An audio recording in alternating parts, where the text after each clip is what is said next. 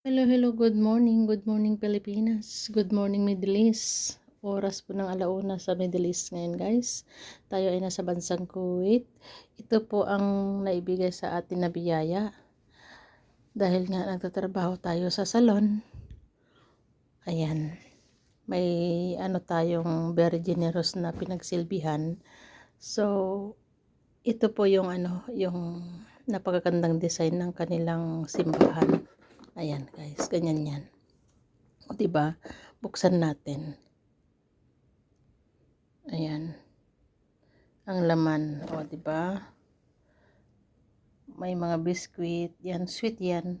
Yan po ay kanilang kanilang sweet dito na hindi po nawawala sa buwan ng Ramadan po. O diba? Masarap yan. May chocolate, may ayan. Yung biskwit na yan, masarap yan. Yan po, yung biskwit na to ay dates yan. O diba? Thank you for watching guys. Sara natin. Ang ganda nung kahon.